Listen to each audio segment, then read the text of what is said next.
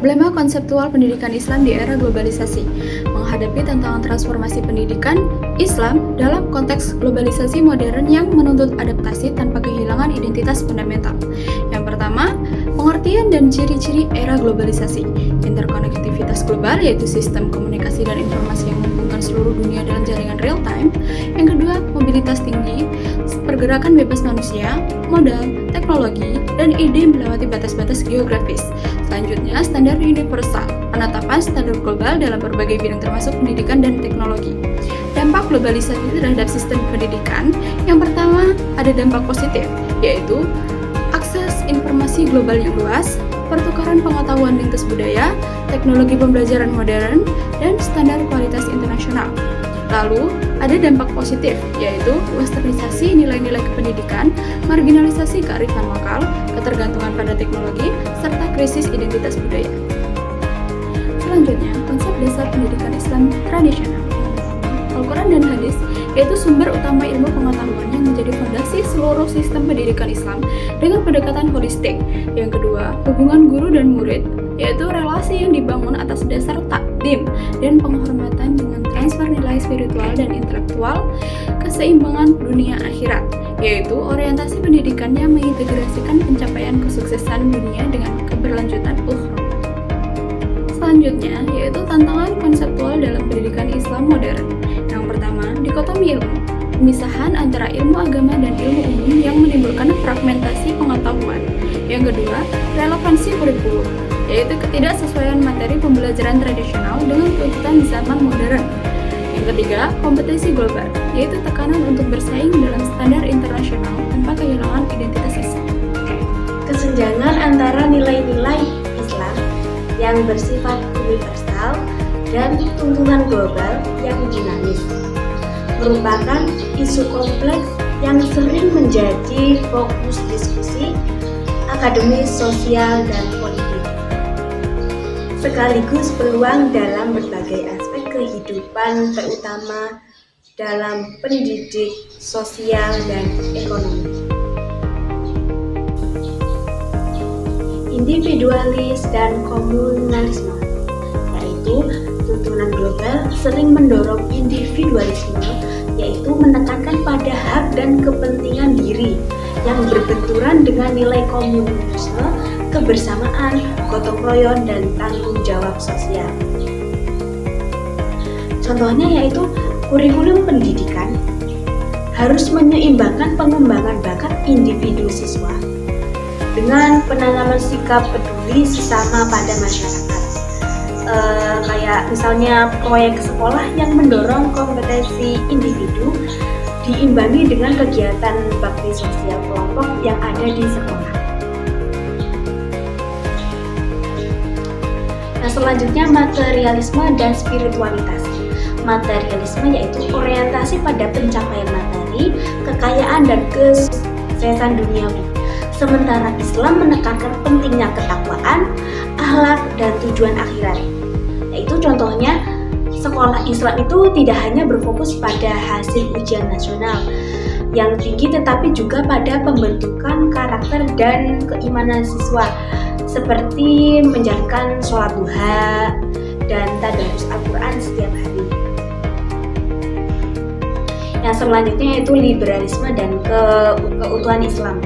Liberalisme yaitu keterbukaan tanpa batas terhadap semua ide dan nilai dapat mengancam keutuhan ajaran Islam, kemurnian akidah dan syariah jika tidak disaring dengan bijak. Yaitu contohnya dalam membahas isu pendidikan Islam harus terbuka terhadap berbagai pandangan, namun tetap berpegang teguh pada prinsip-prinsip syariah yang jelas, menjaga keutuhan Islam. Misalnya kayak mendiskusikan konsep demokrasi sambil tetap menekankan pentingnya musyawarah dalam Islam. Respon adaptif lembaga pendidikan Islam. Modernisasi fasilitas, yaitu contohnya menyediakan smart classroom, laboratorium bahasa digital, dan perpustakaan elektronik untuk menunjang proses pembelajaran yang inovatif dan sesuai tuntutan zaman. Perkembangan infrastruktur teknologi, yaitu contohnya mengembangkan learning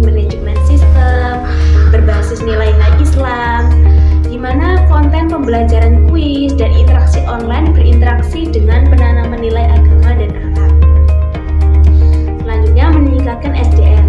Contohnya, mengadakan pelatihan guru secara berkala tentang metode pembelajaran modern seperti problem-based learning atau project-based learning yang diintegrasikan dengan materi keislaman. Yang selanjutnya, kemitraan strategi. Contohnya, menjalin kerjasama dengan universitas Islam di luar negeri kayak misal Al-Azhar, karena untuk bertukaran pelajar atau dosen dan perkembangan kurikulum bersama agar lulusan memiliki perspektif global. Selanjutnya, strategi integrasi kurikulum Islam dan modern. Strategi ini bertujuan untuk menyatukan ilmu agama Islam dan ilmu umum modern.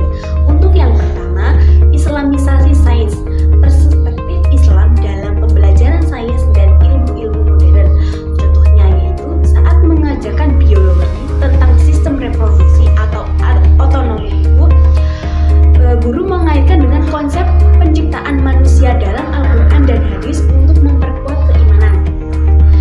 Yang kedua, jembatan budaya atau menghubungkan warisan intelektual Islam dengan inovasi modern.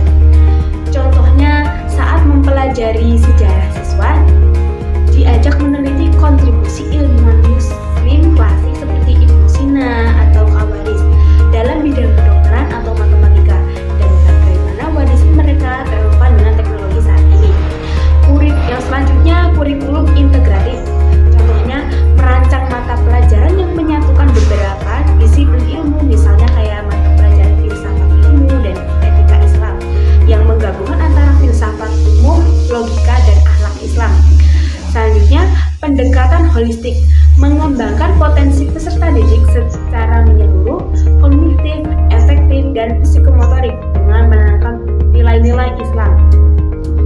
Contohnya seperti evaluasi siswa tidak hanya dari nilai ujian saja, tetapi juga dari praktik ibadah dan perilaku sehari-hari.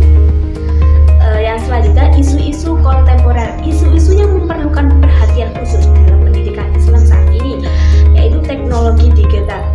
Perlunya panduan penggunaan media sosial yang sehat, beretika, dan Islam.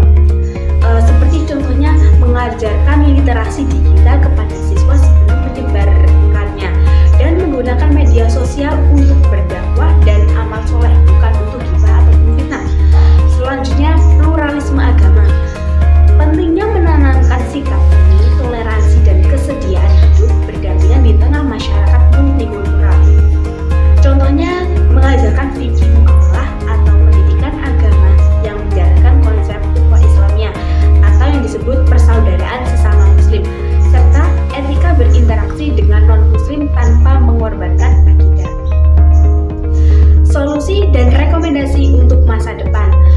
Contoh nyata perkembangan epistemologi Islam, membangun kembali sistem pengetahuan Islam yang mampu menjawab tantangan zaman dan menghasilkan pengetahuan baru, meningkatkan kualitas pendidik guru, harus menguasai kompetensi global dan memiliki wawasan moderasi beragama, mewajibkan guru mengikuti sertifikasi profesional yang mencakup modul tentang moderasi beragama dan berbasis teknologi.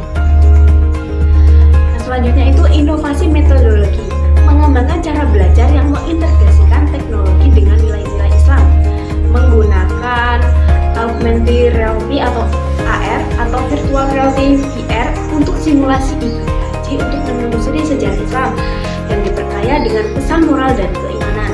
Selanjutnya, kemitraan global, menjalin jaringan kerjasama internasional untuk memperkuat posisi pendidikan Islam, mengadakan konferensi internasional tahunan antara lembaga pendidikan Islam untuk bertukar gagasan, kurikulum, dan penelitian.